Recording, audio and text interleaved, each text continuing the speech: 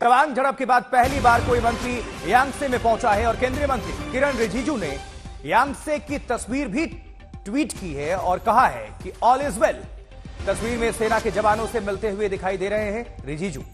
उन्होंने कहा कि यहां जाबाज सैनिकों की पर्याप्त संख्या में मौजूदगी है और हमारी भारतीय सेना पूरी तरह से हर मोर्चे के लिए तैयार है। तो तवांग बॉर्डर से केंद्रीय मंत्री रिजिजू की तस्वीर भी सामने आ गई है, जो कि आप सभी दर्शकों को हम दिखा रहे हैं। तवांग झड़प के बाद पहली बार कोई केंद्रीय मंत्री पहुंचे। चलिए, हमारे साथ ज्यादा जानकारी के लिए श्वेता सिंह जुड़ चुकी हैं। श्वेता, पहली बार कोई भी केंद्रीय मंत्री इस हमले के बाद, इस घटनाक्रम के बाद वहां पर पहुंचा हुआ है, आपसी झड़प के बाद। किस तरह से तस्वीरें, क्या है माहौल? और सेना के जवान तो वैसे हमेशा से उनके हौसले बुलंद रहते हैं, लेकिन रिजिजू के पहुंचने के बाद उनकी बुलंदगी कह सकते हैं कि और उसमें मजबूती आई होगी। देखिए आशुतोष, लगातार आज तक पर हम यही कह रहे थे कि यांगसे में सब कुछ सामान्य है। भारतीय सेना ने चीनी सैनिकों को पीछे की ओर धकेल दिया है, लेकिन अब जब किरण रिजिजू ने अपनी यह तस्वीर ट्वीट की है तो उसके जरिए ही शायद लोगों को कुछ सबूत मिल जाए। देखिए, सबसे पहले तो सेना के पराक्रम पर सबूत मांगने की जो परंपरा है ये बहुत गलत है। लेकिन अगर अब सामने आप देख रहे हैं, ये वही पोस्ट है, यांगसे पोस्ट।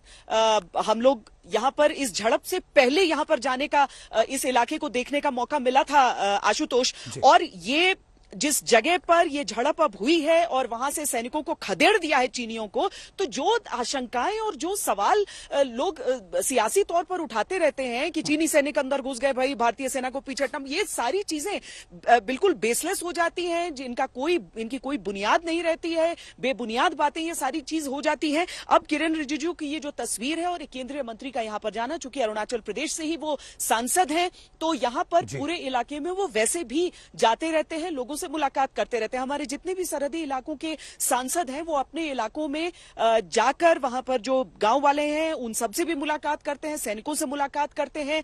किरण रिजिजू इस घटनाक्रम के बाद, यानी 9 दिसंबर को जो कुछ हुआ था उसके बाद पहली बार वो वहां पर पहुंचे हैं। ये बात अहमियत रखती है सेना के लिए भी, आम लोगों के लिए भी, और वहां से वो तस्वीर जब देते हैं तो मुझे लगता है कि कहीं ना कहीं उन सवालों पर विराम लगाने का वक्त भी आ चुका है। श्वेता, आप तो लगातार वहां पर मौजूद हैं, तवांग से दर्शकों तक हर जानकारी, हर तस्वीर, हर अपडेट सबसे पहले आज तक के माध्यम से आप पहुंचा रही है वहां से।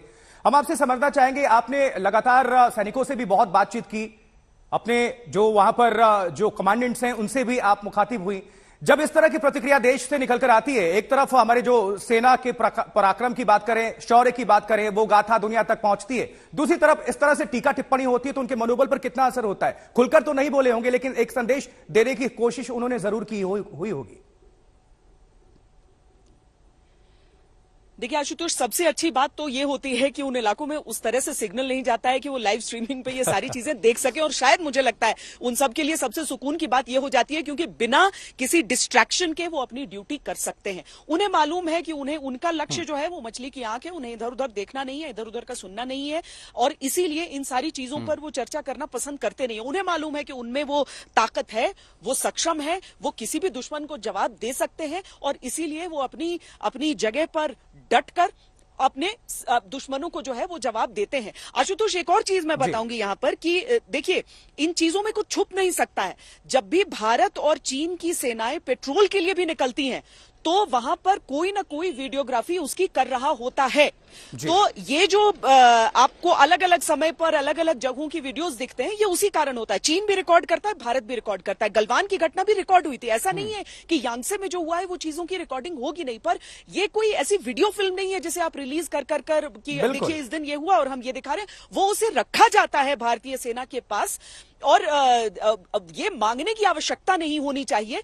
तो जो हमारे सैनिक हैं वो पूरी तरीके से हाई जोश में हैं, उनमें उनके मनोबल पर किसी तरह का कोई असर नहीं है, वो नहीं सुन रहे हैं देश में क्या राजनीति चल रही है, वो केवल अपने बाजुओं पर भरोसा करते हैं। लेकिन श्वेता, जब आप वहां पर मौजूद हैं, जरा एक और सवाल आपसे हम जानना चाहेंगे और दर्शक भी इसको सुनना चाहेंगे। जब लगातार मल्लिकार्जुन खड़गे हों, राहुल गांधी हों, पूरी कांग्रेस पार्टी की बात करें, उनके तमाम जो दिग्गज नेता हैं वो इसको लेकर घेरने की कोशिश कर रहे हैं, और जब किरण रिजिजू वहां पर पहुंचते हैं, ये जो तस्वीर हम दर्शकों के सामने रख रहे हैं उनके स्क्रीन पर, इसके मायने जरा समझाइए, इसमें क्या संदेश छिपा हुआ है? एक तरफ विरोध प्रदर्शन, एक तरफ वहां पर टीका टिप्पणी, लेकिन केंद्रीय मंत्री पहुंचते हैं और मनोबल को और ऊपर बुलंदियों तक पहुंचाने का काम करते हैं। तो किस तरह से आप देखते हैं इसको? देखिए, राजनेता है, राजनीति उन्हें करनी है, उनका काम है राजनीति करना, तो सियासत तो होगी। और सियासी सवाल अगर उठाए जाएं तो वहां तक सही है, लेकिन जब वो सियासत के दायरे से निकलकर सेना के ऊपर वो सवाल हो जाते हैं, तब सवाल जरूर आम इंसान को पूछना चाहिए कि आप हमारे सैनिकों को कटघरे में क्यों रखना चाहते हैं।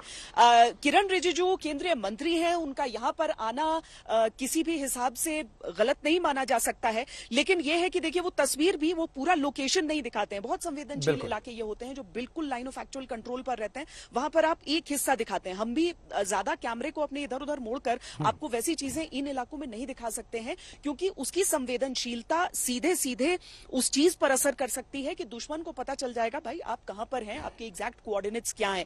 तो वो ज्यादा इलाका आप नहीं दिखा सकते हैं, पर एक तस्वीर जरूर आप उन्हें रखना पड़ा सबके सामने, क्योंकि चर्चा इतनी ज्यादा हो गई, बहस इतनी ज्यादा हो गई, संसद तक इस बात को लेकर रस्साकशी चल रही है। तमाम राजनीतिक दल अपने अपने हिसाब से, चाहे किसी के मुंह में कुछ भी आए, वो अपनी तरफ से रखते हैं। सियासत कर सकते हैं वो सरकार से ये सवाल पूछ सकते हैं कि क्या लॉजिस्टिक्स का उपलब्धता यहां पर है, क्या सैनिकों को इस ठंड को झेलने के लिए पूरी चीजें आपने दे दी हैं, क्या वहां पर सड़कें आपने समय से बना दी हैं, हमारे सैनिकों को असलहा मिल रहा है या नहीं, ये चीजें आप पूछ सकते हैं। आप ये नहीं कह सकते हैं कि वो क्या हमारी सीमा में घुस गए, हमारी सेना खड़ी है, किसी को 1 इंच आगे नहीं खिसकने देगी। ये सवाल तो सीधे सीधे सेना पर हो जाते हैं, आप ऐसे सवाल नहीं पूछ सकते हैं। आप सरकार से पूछिए कि आवंटन हुआ कि नहीं, इस तरह के सवाल आप पूछिए, सियासत अपनी भरपूर कीजिए, लेकिन सैनिकों के पराक्रम पर आप सवाल नहीं पूछ सकते हैं कि कौन किसको पीट सकता है या नहीं पीट सकता है, कौन कहां तक घुस सकता है या नहीं घुस सकता है। यहां पर परिस्थितियां आप देख रहे हैं आशुतोष, आप समझ सकते हैं कि यहां पर 1 गिलास पानी भी अगर हमारे सैनिकों को पीना है तो उसके लिए भी उन्हें विशेष प्रबंध करने की आवश्यकता हो जाती है। इसीलिए यहां पर तैनात हमारे सैनिकों का मनोबल बढ़ाने की आवश्यकता है, चीन को नीचा दिखाने की आवश्यकता है, हमारी सेना को नहीं। बहुत बहुत शुक्रिया श्वेता जुड़ने के लिए और वहां से हर तस्वीर को, हर अपडेट को दर्शकों तक रखने के लिए। तवांग से श्वेता सिंह लाइव एक्सक्लूसिव थे इस वक्त।